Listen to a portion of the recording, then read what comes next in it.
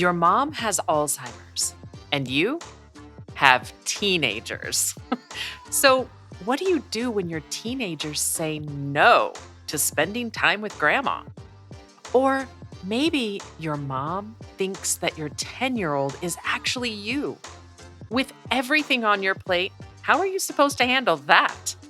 I'm your host, Valerie Lynn, and this week we are talking with counselor and RN Alder Allensworth and singer-songwriter and music therapist Brenda about their picture book and program helping families have these conversations with their children and plan activities so that even through the tough stages of Alzheimer's, your family can continue to make memories with grandma.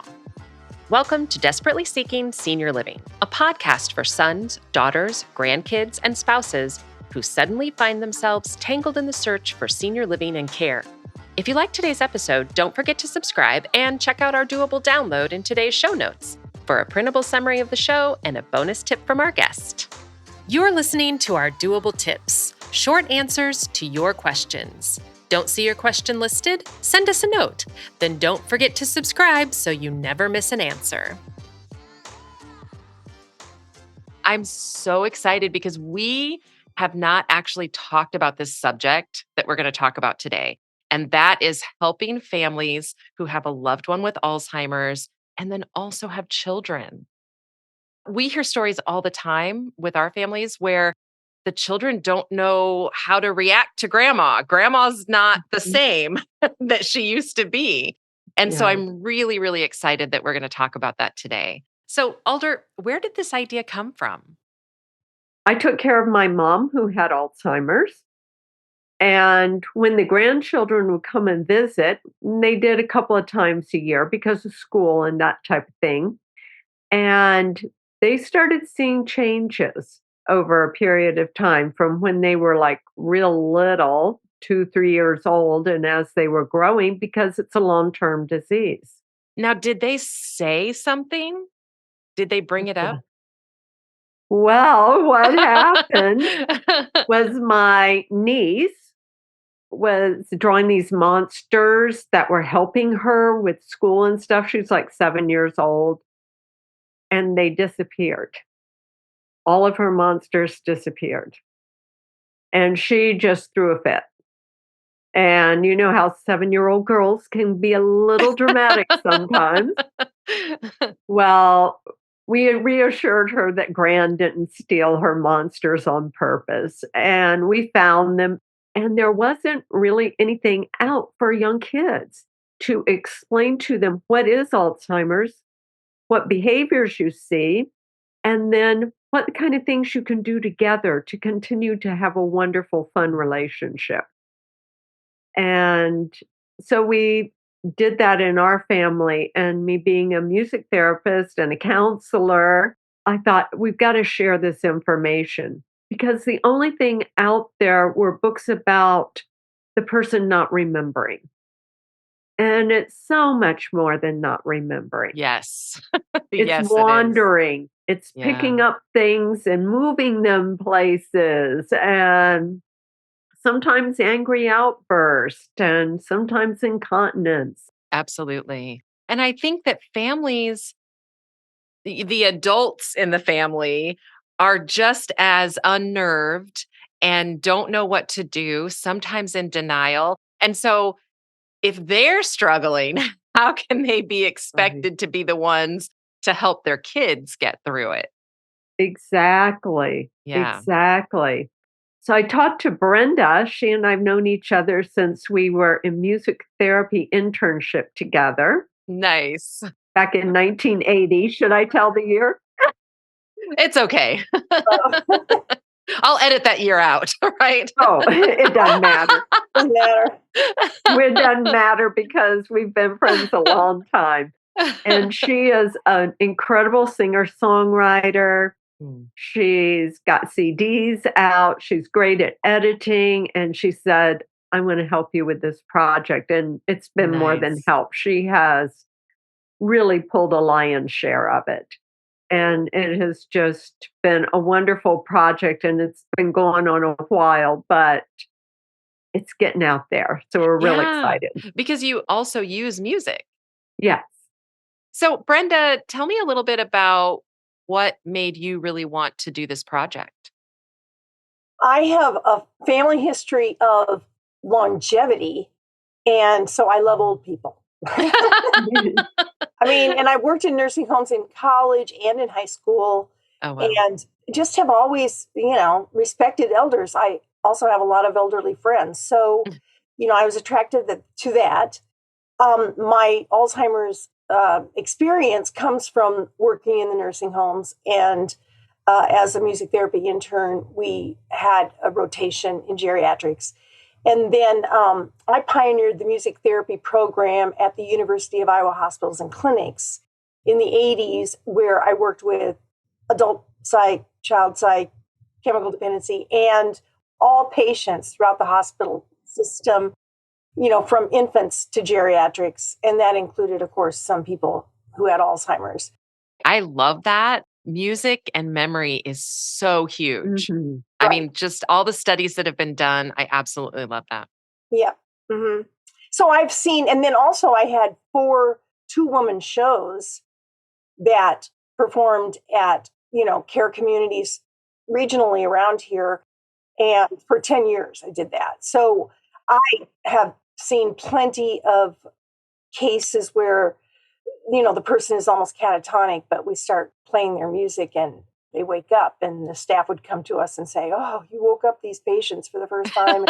And so, having been witness to all that, and then with Alder's experience with her niece, and that was way back in what year, Alder? 2000. Probably 2006, something like that. So, the project has been in Alder's mind for a long time, and then life happened, and she actually, I'll let her tell you, but she took care of her dad as well, who had dementia. So, by the time I was introduced to it, it was like 2016. So we've been working on this Mackenzie Meets Alzheimer's project since 2016. And Wow. we released the video portion of it in 2021. And now the book is coming out in 2023. So Nice. it's not a race, it's a marathon. Yes. Yes. Yes. Yeah. So Yes. I mean, it's a big project, but it's so necessary. What are some of, and this is kind of what I want to talk about today. I want to get to your program too. And of course, we're going to put everything in show notes. But what are some tips? What are some tips for families that are dealing with this? And is there an age that it starts at for the kids, or it just doesn't matter? It's all ages. we believe that we can serve toddlers on up, especially with the introduction of this book. I mean, I'll offer a tip, and that is just to be honest and try to answer all their questions honestly Mhm. to alleviate fear. And I'll let Alder talk about some tips as well. Yeah, because the book is a picture book, and so it does serve the younger kids. What are some of the questions that parents might expect kids to ask? They're kind of like, "Why is Gran acting so strange?" Or, "What's wrong with her? She didn't do that before. Why is she wandering around so much so late at night?" Or, "What's that funny smell? Doesn't Gran know about the bathroom? Because incontinence happens." Or people forget where the bathroom is. Or why doesn't she remember my name? Mhm. Or why doesn't she remember how to play this game? Mhm.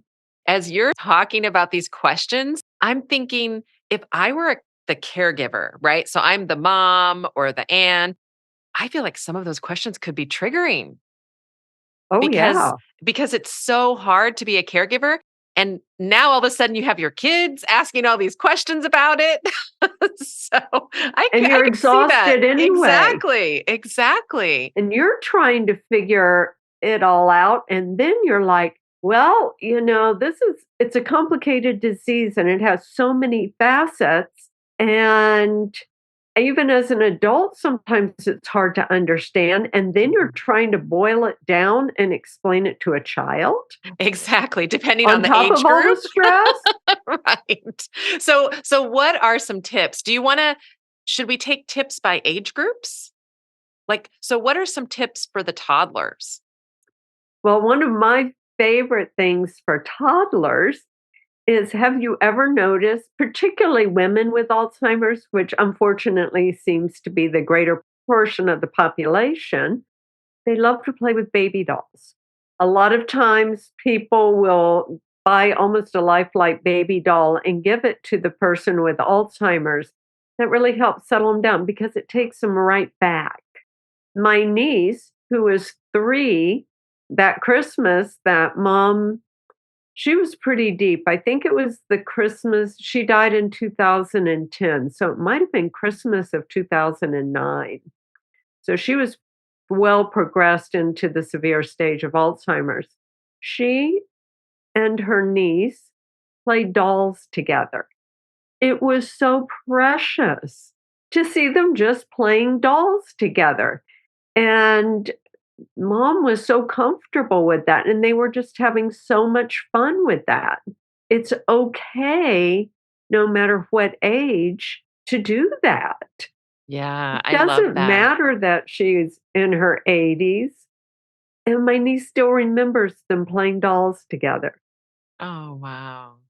And as the adult, what do you say to a toddler to sort of explain why grandma is acting strange, or in answering any of these questions? How do you answer these questions to a toddler? To a toddler, I would just say, well, sometimes Gran doesn't think the way she used to think. Her brain isn't thinking like it used to think. And so we've got to do things a little bit differently with her now. And we can use the example that we actually use in our What is Alzheimer's video, and that is to explain that, you know how when you go to get a glass of milk, you have to go to the cupboard, get the glass. Then you have to go to the refrigerator and open the door and get the milk. And a person's brain who has Alzheimer's, they forget where they are in the middle of that process. So they might get the glass, but they forget where the refrigerator is, or they might forget what they were going for. To just Mhm, give them a concrete example of, so they might mhm, end up with an empty glass and not know what to do with it. Yeah, I like that. So giving them just something simple mhm. to explain. What Yeah. about that next age group?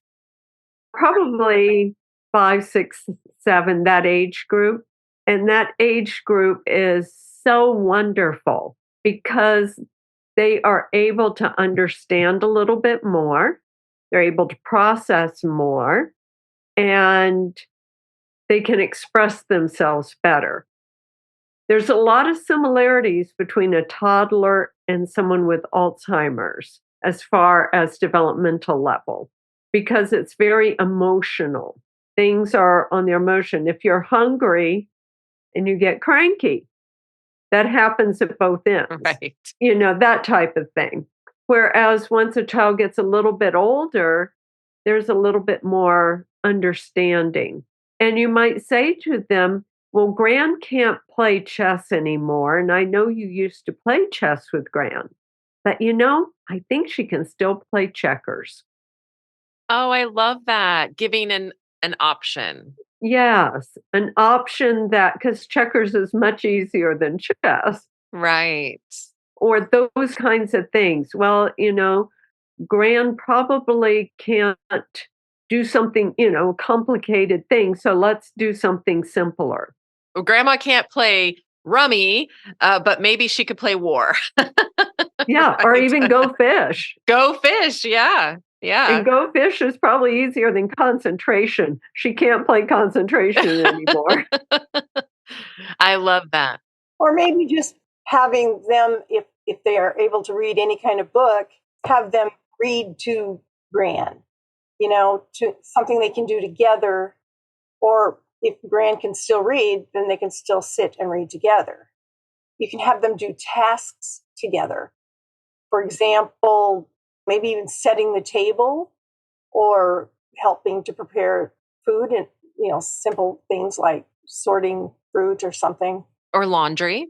Yeah, or laundry. Yeah, I actually like that. That kind of leads into helping with chores.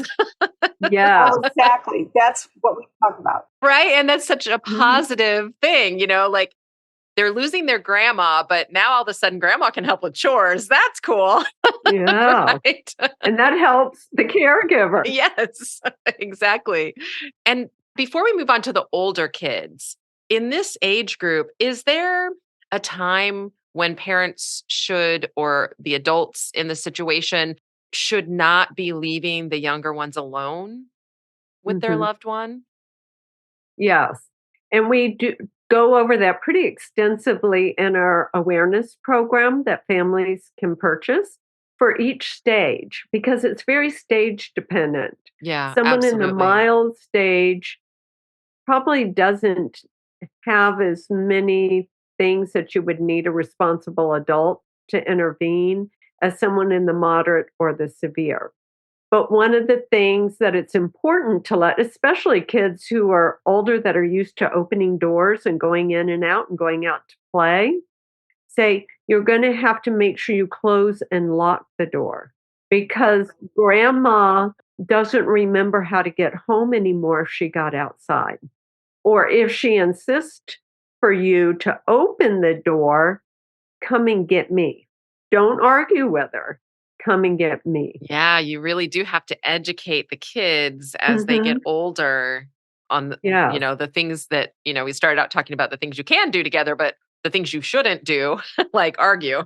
exactly. I think that's, in my experience, that's really hard for the adults not to do Yes. because we're so used to communicating with our loved one the way we always communicated with them. And Mhm. when that shift happens, man, that's hard. Yes, it So, is. so I can see there being some accountability there between the older kids and the adults. I could hear the older kid going, "Mom, you're not supposed to argue with grandma." I Right. bet that happens. Yeah. And another tip that we teach is to always introduce yourself to your loved one. For example, I'm Brenda, I'm your granddaughter. Hi, I'm Brenda, I'm your granddaughter, kind of thing. So they know Mm, exactly, who you are up front. yeah. And again, I bet that's dependent on the stage. Right. That seems to happen earlier than later of someone with Alzheimer's or any type of dementia not remembering names. Like getting a little bit Yeah. confused. Wow. I wonder what that conversation is like when the person with Alzheimer's thinks their grandchild is actually their child. Mhm. I bet that's a tough time too. And that's why it's so important to introduce yourself and do it every time. Yeah. I think young children can do that. Mhm. I just worked with a group of young people this last weekend, and all of them were capable of saying who they were and their relationship. So I think 5 years old on can do that. Yeah. Can Mhm. handle that. Yeah. So let's talk about the big kids because you have this group of teenagers that I know I recently worked with a family and the teenagers were kind of Mm. annoyed. Like they were just like, gosh, I don't want to spend time with grandma because she's weird. And whatever, she acts strange or she doesn't remember me or she says weird stuff to me and it makes me uncomfortable. Like that group has got to be really tough. So let's talk about them. You bring up such an awesome point, and I think it's true throughout every stage. They're going to act a little strange. You're going to feel uncomfortable, and that's okay. And anytime you have these feelings, let's set up a time for you to talk with the responsible adult. Let's set up some time to talk about the changes you're seeing and how that makes you feel because kids, whatever age, have tremendous radar. And to encourage them, as Brenda said at the beginning, to be honest and to talk about those feelings. And we're going back to the younger kids again a little bit, but pretend is okay with someone with Alzheimer's. They might think that you're their child and not their grandchild. Don't argue with them. Just know they love you. Just know they love you. Yeah.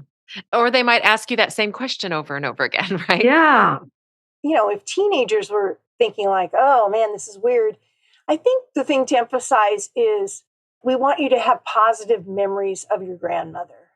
So let's focus on what you can do with her to create a positive memory together. And, she's not herself, but if you do this with her, you'll understand that there's still joy to be had with each other. Yeah. What do you say to the teenagers that are so uncomfortable that they say no, that they don't want to spend time with grandma anymore? Do you force that issue? How do you approach that? Well, I think it's important to understand where the no is coming from. Is the no because they're afraid? Is the no because they don't know what to do? Is the no because they're ashamed? Is the no because they're feeling like grandma's taking everything and they're not getting their time? So it's really important to figure out where that no's coming from. And it's really important for parents to realize that their children, and again, whatever age, and even teenagers, even though they're like, I'm going off with my friends and I don't need parents anymore, they still need parents. They still want parents. Right. So Exactly. setting up special time with them to do things that they love to do with you and find someone else to caregive for grandma. Let's you and I go see that movie you've been wanting to see, and I'll see if my sister can come and sit with Gran during that time. Yeah, I love that. I really like, again, going back to having that honest conversation because there are so many reasons that no could be happening. It could be also Mhm. sadness, Yeah. you know? Things are changing and that's hard. I think it's also a good opportunity to talk about compassion Mhm. and teach teenagers what is compassion and how does one show it and why is it so necessary when you're dealing with someone who has Alzheimer's. Yeah, absolutely. I think that can go a long ways with people who are trying to distance themselves from someone who has Alzheimer's. And you don't know, it could be you. Right? How would you want to be treated? Mhm. Our awareness program stresses love and understanding. Yeah, let's talk about that. So, what does your program do for families? It gives families information, tips, activities to do with a person who has Alzheimer's in each stage of the disease, to maintain that relationship throughout the disease, and then to be left with positive memories, even in the severe stage when it's very difficult. Mhm. Once again, the compassion of just holding the person's hand, talking to them, even though they may not be able to talk to you. And we provide those activities to do in each stage of the disease. And so we try to help people from diagnosis through the severe stage. Nice. And so, how's the program set up? It's 5 videos. What is Alzheimer's? What is mild stage Alzheimer's disease, moderate stage Alzheimer's disease, severe stage Alzheimer's disease? The videos range from 6 minutes to 15 for the children. And then the one for adults is 26 minutes. That's the coping with Alzheimer's disease for the responsible adult children. And that's for the adults. The others are for the entire family because even though they are made comprehensive and concise for children, they're informative for adults as well. The program has a reference guide that's downloadable. So we're going to go see Gran today. She's in the moderate stage. What can we do with her? And those activities will be listed. And then there is a lyric video to go with our animated story song video to accommodate early readers as well as people with hearing impairments. People with hearing impairments can also order transcripts of the videos. I just love your program. And again, we'll put links to all of that in show notes. So, Brenda and Alder, and you can each give me one, but of course, I ask everyone at the end of the show, what would be your number one doable tip for families? Alder, do you want to go first? I think the number one doable tip, oh my gosh, there's so many. It's hard to pick out number one. I think to keep it simple because too much noise, complication, confusion, too many directions at once are just confusing for everybody. So just keep a simple schedule going so everybody in the home knows what to expect. We get up, we have breakfast. Then the kid may go to school, and now it's shower time for the person with Alzheimer's. The kids come home from school, they get together with Gran and make a snack. And then, it's homework time for them, and Gran's doing something else. But get a nice schedule going because in a situation where there is so much change and angst, having a nice structure helps people ground them, and I think that's really important. I love that. Brenda?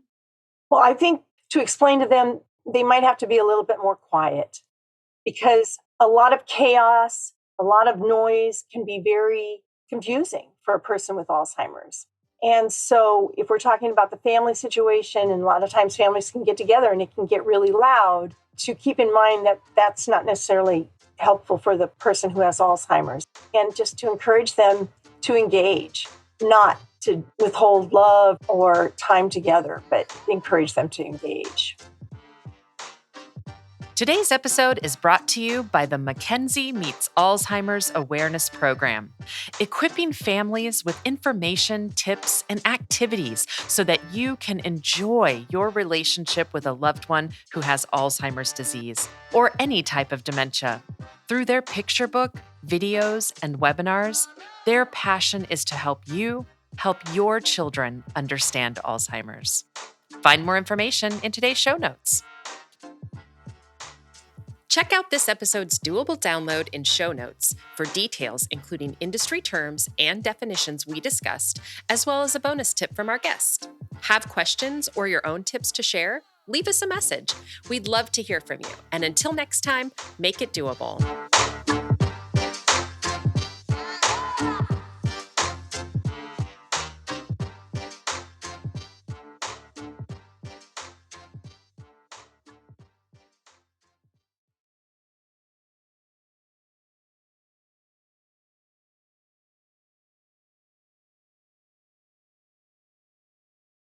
What has some of the feedback been from families that have gone through your program?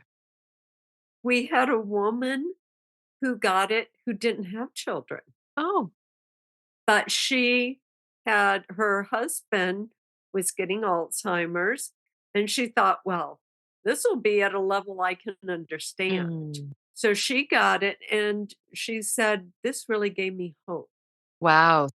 because I understood it and gave me a lot of ideas of things we could do and things we could do together and things that then we could incorporate extended family.